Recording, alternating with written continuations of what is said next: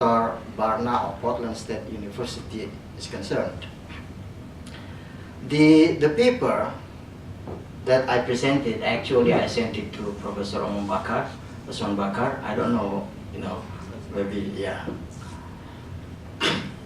The paper discusses and scrutinizes first the Wolff-Sapir hypothesis in cross-cultural communication studies or in anthropolinguistic studies. And the second is the obstacle and factors contributing to successful communication among cultures. And the third is about value orientation. These are the things under scrutiny, and these are the things that are going to be discussed. And then afterwards, we would like to see it from the point of view and perspective of Al-Quran and Sunnah. Okay.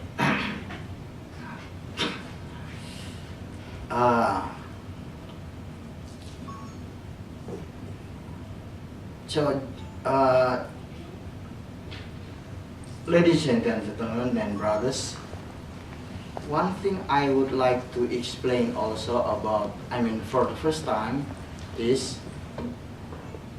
this kind of, qaida, yeah, which is said by the Sapir and Wolff-Sapir hypothesis. This is the kind of hypothesis made by Sapir and Wolff in a lot of books written about intercultural communication and cross-cultural studies. He says that the language of a particular group functions to shape perceptions, thought patterns, and ultimately the way a person does something. The logical consequences of this theory is that if, for instance, a person speaks an X or Y language, and after study it is found that X language or Y language has a structure of a particular sort, then a stereotype may of course be formed, placing the person within a group of homogeneous character. A question which may arise is, will not such a stereotype, which is also discussed in cultural studies or in anthropolinguistics, represent a lead to a dead end to communication, will become a stumbling block in communication. Challenges will only arise and grow even if there is a mutual understanding, and the mutual understanding will be barren. And then John Bagnall examines the use of the expression of inshallah and bukra, which is not there. He performs scientific research on the relationships to the behavior of Muslims in one particular Arabic country. His findings suggested that if the use of the expression inshallah, which causes Muslims to waste time, to stall, and not to keep promises. This is what he said. Observe from the point of view of the Quran, 2 points can be made. The expression inshallah arose after Islam became the dominant religion among Arabs. So thoughts and perceptions probably existed before the language, not the language which shaped. Therefore, language is not the only factor, or not the factor shaping the thoughts and perceptions of a group. Second, settlers in South America, in whose language the expression is inshallah or its equivalent does not exist, also have this similar culture as which is explained by the John Bagnall. Does not inshallah does not exist, but they tend to stall and waste time if we study cross-cultural communication and cultural communication studies. It cannot be denied that there is probably a relation between language and perception, but language does not shape or determine thought patterns. If in fact it shaped them, then several verses in the Kahfi, in Surah Al-Kahfi, would have to be studied in order to be able to keep up with the development of science and technology. Yeah. In reality, the differences between one language and another, besides representing the means for communication and mutual recognition among nations, also represent evidence of the omnipotence without opposition. From this standpoint, it is clear that language differences need not be a cause for worry among human beings as suggested by Professor Warna, because Professor Warna is the one who says that it's going to be a barrier for communication. Yeah, like that we find in Surah Al-Kahfi, وَلَا تَقُولَنَّ لِشَيْءٍ إِنِّي فَاعِلٌ ذَلِكَ غَدًا إِلَّا أَن يَشَاءَ اللَّهُ. That's the reason why we have to state inshallah, because inshallah is coming after the perceptions among the Arabs, of course. The following verses may provide some justification to the standpoint above.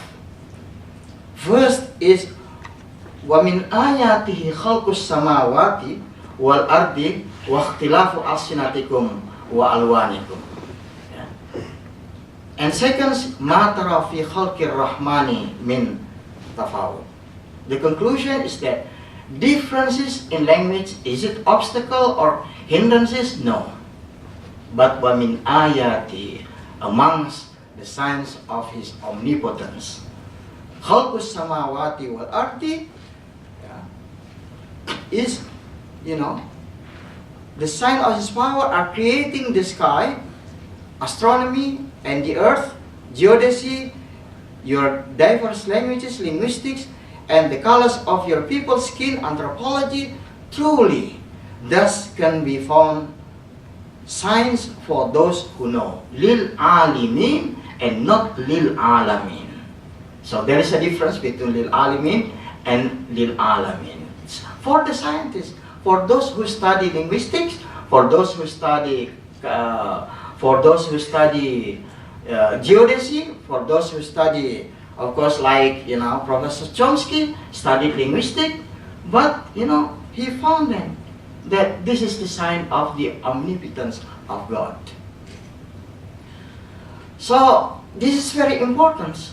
Like in the English language, for example, the balance in the structure, in phonology, morphology, and syntaxes, and also in Al-Quran.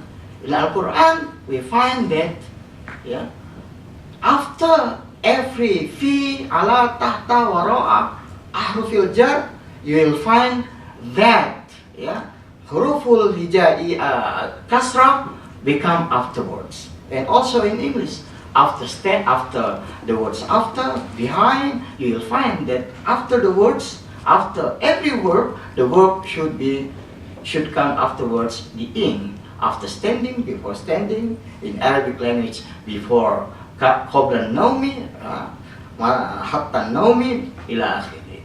So this is, of course, the differences in the language is the signs of the omnipotence of God if you study geodesy, if you study anthropolinguistics and something like that. So we'll find like that,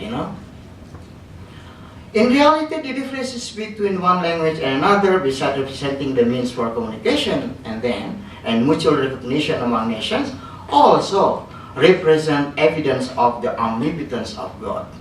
In astronomy, in geodesy, in anthropology, in linguistics. If you have three consonants, the first must be S, and the second must be pt2, which is in languages has a specific name. And also afterwards, the next consonant should be R, L, or W. Yeah.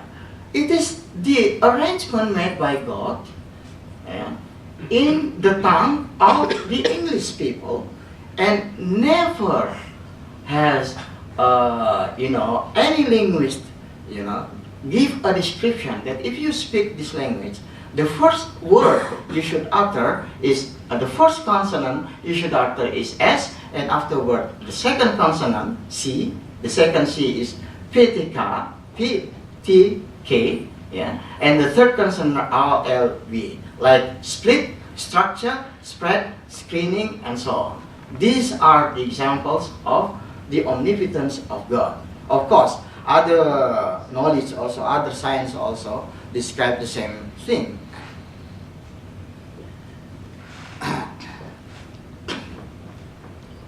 And then, this is a kind of balance. Yeah.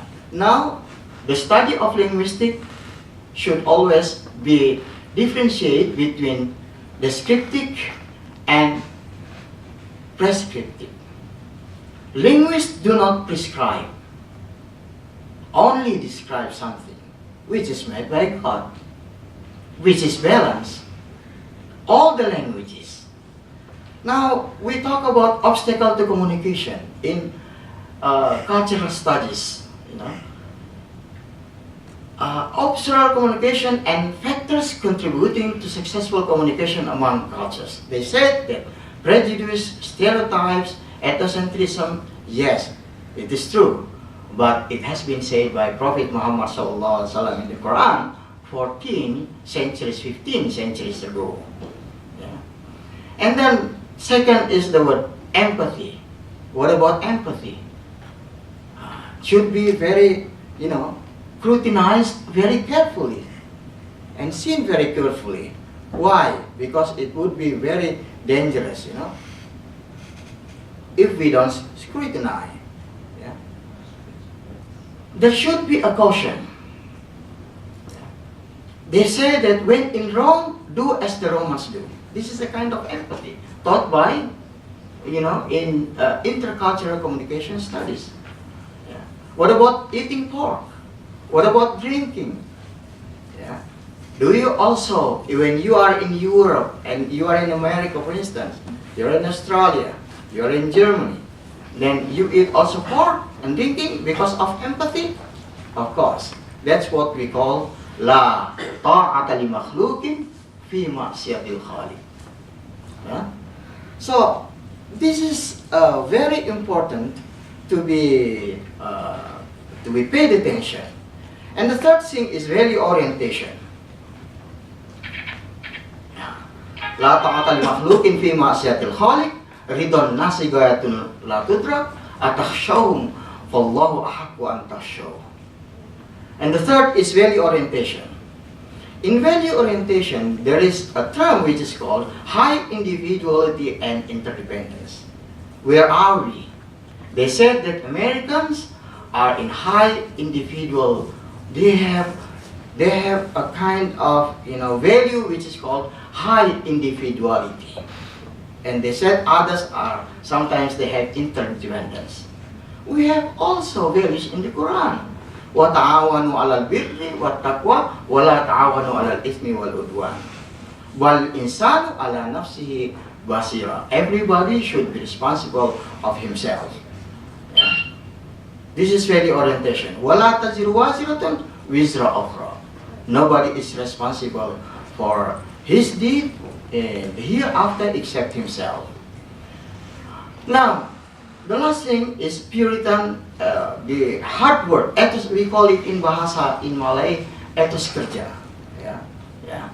They said that the cause of the development made in the West is because of the, because of the value of Protestantism, which they call Puritan and Calvinism. What about that? They said like that. Actually, we have the same thing in Islam. Yeah, like this. Akhsha ma khashitu ala ummati kabral batan alladhi yakunu kabiran batnahu وَمُدَامَةُ النَّوْمِ وَالْكَسَلُ وَضَعْفُ الْيَقِينِ. Well, this is one kind of value. وَلَا تَكُنْ عَبْدَ الْمُنَى فَالْمُنَى رُؤُوسُ أَحْوَالِ الْمَفَالِسِ. You will become bankrupted if you always only have dream and you do not work hard. لا يقعد أحدكم عن طلب الرزق وهو يقول اللهم ارزقني وقد علم أن السماء لا تمطر ذهبا ولا فضة. This is a very إن المسألة لا تصل إلا لذي فكر مدكئ ولا فقر مدكئ أو لذي غرم مبدئ أو دم موجي. Sesungguhnya Allah cinta kepada hamba yang punya pekerjaan, siapa yang bekerja keras untuk kepentingan keluarganya, bahkan berjihad di jalan Allah. These are the things which is considered to be Islamic value.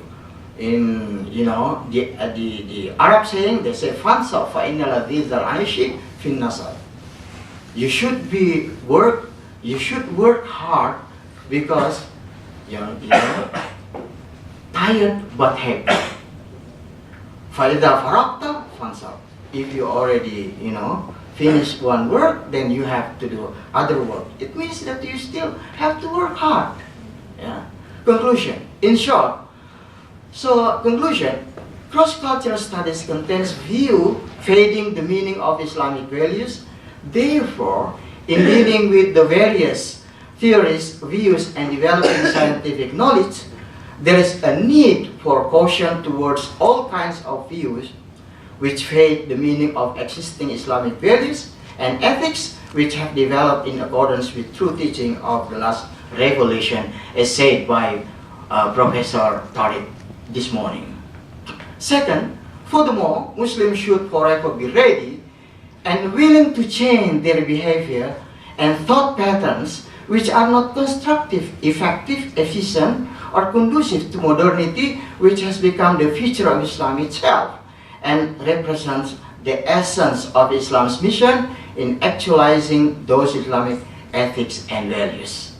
And finally, it is time for the philosophical base of science, which has existed for so long, to be redirected in the same manner to make possible the arising of a symbiosis between general knowledge and Islamic values. Dichotomized system. In other words, there appears to be a need for, I don't call it Islamization, what we call it spiritualization of knowledge in schools and universities in light of the last revelation and Sunnah as explained this morning by Professor Tariq. Thank you. Assalamualaikum warahmatullahi wabarakatuh.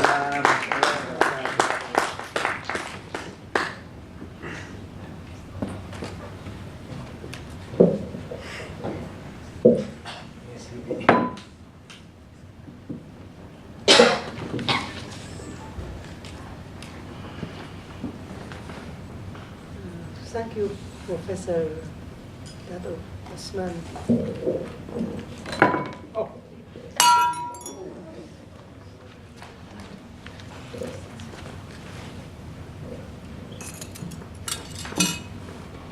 It is very hard for a stream to be between two long mountains or very tall mountains. So I am here, I feel very tired between two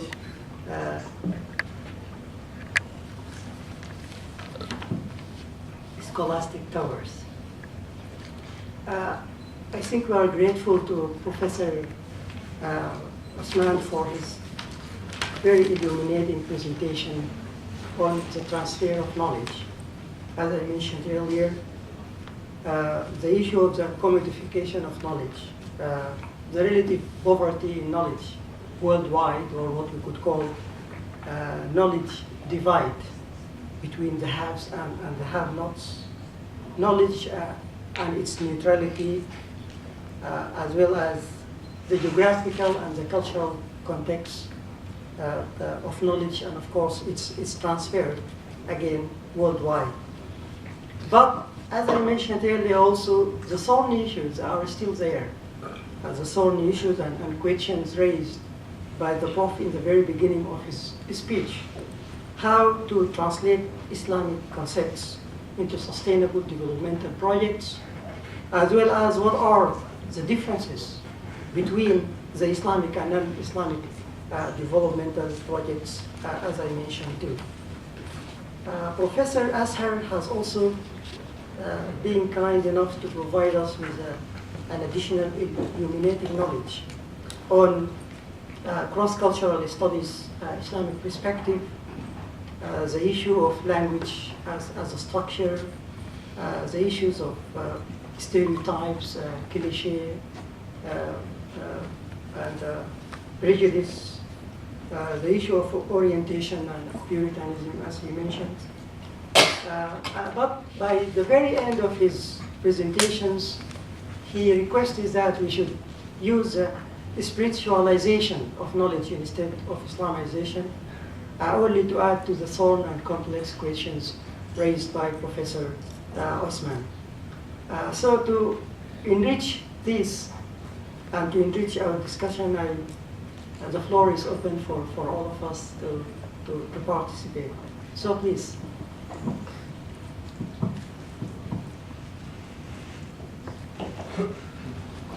Please.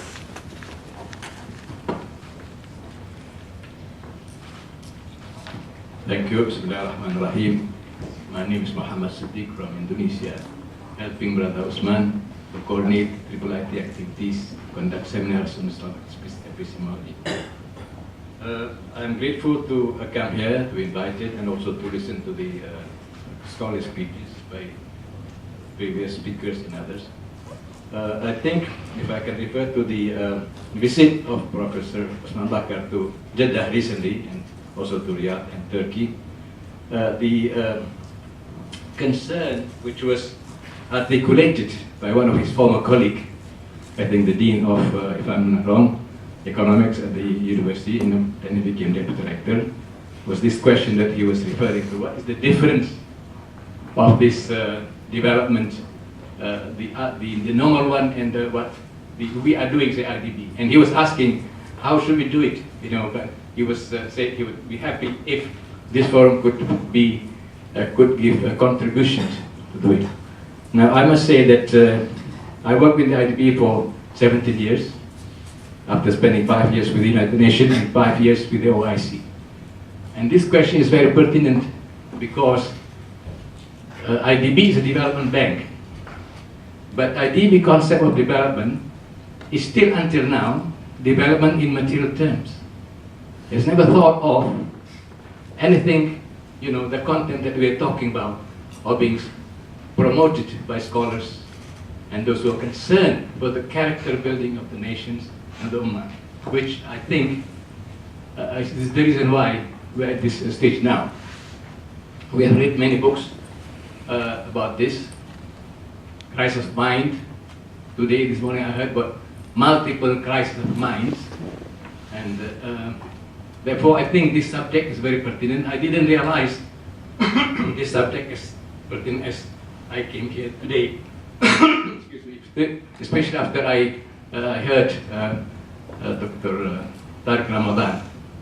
Therefore, in a way, I think, although Brother Dr. Omar Skasuri suggested you should this within the context of Sharia, I think it is a very also good to develop this further to be if not a very different subject, but it's one of the important subjects that we have to do. Now, for example, I'm just giving IDB in Indonesia and many other countries, the project in general, they build roads, they build schools, they build hospitals, but the contents of these buildings, say in Indonesia we have built, IDB has built 6 very huge and big Islamic universities. Of this, the rectors, one of them right here from Makassar, but there's no direction or idea even from IDB to say what was going to the content of education in these universities. They are left to them, and fortunately, alhamdulillah, now with the growing of this idea of integration of knowledge, you can say, of epistemology, there's some thinking to integrate and to make it, to close this gap between the two stream of sciences. the dichotomy of knowledge. Otherwise, I think this can go on like this. We're just building, like other development projects going on. So it's more of the ideology of development. Now, I think perhaps I can share the concern of the brothers there, and perhaps this is the right forum, or this the institution, perhaps this institution of this center and the universities should think about and should contribute to IDB, like Triple IT also. And we should suggest to IDB that whenever they do something, they should bring Islamic aspect to it. Because, as I can understand, I think in everything, in hospitals that we build, even in the houses that we build, there is houses which are built according to Sharia, even latrines. Now, many latrines we do, toilets, they're not Sharia, have difficulty to apply, and especially in education institution and the content of education. So there should be, I think, proposal and suggestions and ideas should be continued. And I think this is the kind of forum, and I think that brother, which if I'm not wrong, is Professor Dr. Azmi Omar, if I'm not wrong, because of the three institutions he mentioned, OIC, the Islamic Economic Institute, and IDB. IDB I think means Triple IT, which is IRT, which is Islamic Research Institute, is the one who is more concerned and who has the means to do it, and who has the capacity to do it and the people to do it. Although so far, all these years, we have never thought about it. I did mention this many times, but I was in the development sector. In the material development, I was doing the scholarship program with human development, with technical cooperation program, but not in the so I think understand what I mean, and I like to mention the importance of this kind of forum as a contribution, but we have to come up at the end to offer some kind of ideas that people can grasp, because IDB, they don't have time to think, as a high, of course, PRT, they have groups of people, but the IDB leadership, IDB now is a very big organization, it's a group. They have no way, they want to know how to do it. Now, Professor Aslan also has rightly complained. Even Islamic banking is now being abused, if I can say. They take benefit of the piousness of the people.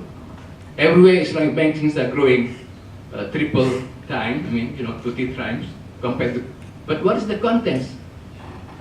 I've always complained this publicly because we, the leaders of Islamic banking, still want similar salaries and similar things like the conventional bank, making it more expensive, and many other things. Of course, thank you. Assalamu alaikum. If I may respond briefly, as far as our region here in Southeast Asia and ASEAN is concerned,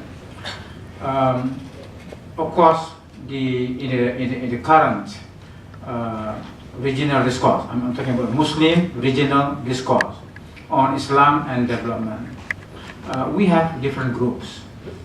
Now, the earlier group, those who look at development purely from the physical dimension, from the economic dimension, because of that dominance of that group, there was a reaction coming from the academics who are concerned with what they call with the spiritual development.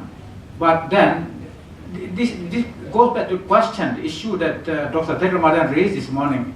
We need to look at the ongoing, it's not so much an interactive discourse, because there was no real interaction between these different groups, in the sense that the economists, for example, talk about development more from the perspective of economics and finance, and then you have the people in the religious sciences bringing question of what is spiritual development, what is the human capital, and so on. So what our focus can do, is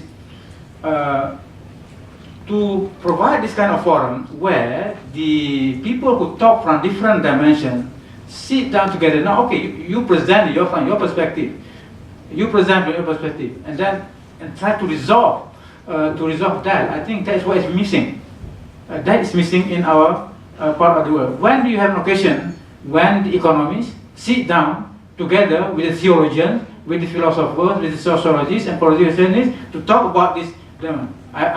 You name it. I've not yet come across that situation. So we have been talking to our different groups among ourselves, depending our own position, but we never put it on the table.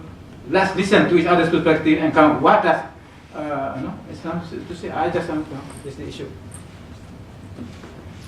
I would like to request respectful audience to be short and concise with regard to their comments and questions, so we could give a room for more participants, please. Please. Yeah. Yes. Thank you. I'm Yusni Sabi. I just want to have a clarification of this is really serious to me about the Prof. Osman Bakar just mentioned about Islamization of knowledge, actually we have heard on, and this spiritualization of knowledge, what Dr. Arzad just said. Now, how we are going to clarify this to the outside world, especially, of course, outside of Muslim community. Even within Muslim community itself, they have a kind of a different view. And some just ridicule us for this saying. Is there any things un-Islamic, any knowledge un-Islamic, and so on? Please, I think this is, we need a kind of clarification. Thank you. To whom question? Yeah, about clarification of Islamization of knowledge, spiritualization of knowledge, or outside of these two. Is there any difference in epistemologies in this? Thank you. Well, I mean, this discourse on the Islamization among Muslims has been going on for decades already. Yeah. For decades, and it is true to say that there are different understanding of the term. The same terminology is used, and then some people really now want to get out of that to avoid using that term because of the what they consider as the problematic nature of it. To me, what's important is to go into the definition. I mean, how do you define that term, and then we will evaluate that according to how you understand that term. I've come across the view that, and it makes sense, and it depends on the context. You know? And the view that the term Islamization is legitimate if that discourse is confined to the Muslims. It's confined to the Muslims because if we understand Islamization to mean that something in conformity with the teachings of Islam. What do you mean Islamization? Referring to that process which aims at bringing our beliefs and our actions, our ideas in conformity with the teaching of Islam. But when we deal with the issue, perhaps the same issue, but now involving believers in other religions, and then we have to look for alternative terminology. In other words, that would be more kind of universal, neutral than what is conveyed by the term Islamization. So to find how to resolve, like basically you are concerned with the what do you call this? With the issue of non-Muslims. Yeah. Is there any Christianization of knowledge, Hinduization of knowledge? Could it be? Well, some Christians say yes, so it's up to them. But the point is, I think we need to understand those who view the term as legitimate only in the context of discourse among Muslims. When we want to discuss with the Buddhists, with the Hindus, with the Christians, with non-believers in religion, and we are talking about issues of universal concern, for example, question of environment and justice and so on. So there are there is a domain of thought, a domain of ideas in which you have to use term that is that transcends religion, transcends culture. But is something which is in the process of being, that is my view. I do not want to dismiss altogether the issue of whether legitimate or not, but I think it's contextual. Yeah. So if the idea is to promote the cohesiveness of the ummah, of the Muslim ummah, where Islam is our common thing, but I myself believe in the universality, in the universality of the idea of Islamicity. I go, for example, the two criteria at the level of Tawheed, at the level of ideas, it is in conformity with Tawheed, or again more universal, it is with unity of ideas, unity of knowledge. At the level of idea, at the level of action, at the level of action is more in conformity with the Makassar Sharia, with the universal principles of the Sharia. So as you understand, when I use the word, for example, Islamic science, I use it in that sense. Yeah, I use the word science in that universal sense, so that we have scientific ideas from pre-Islamic time, from among the Greeks, the Chinese civilization, which is conforms to the principle of Tawhid and therefore conforms to the teaching of Islam. But that viewpoint may not be agreed by some other Muslims who want to go for narrower understanding of the word of Islam. I believe Professor Azhar has a response to Okay, thank you. exactly, Prof. Well, thank you very much. I purposely stated this so that you raise the question. In essence, the two terminology are the same when you are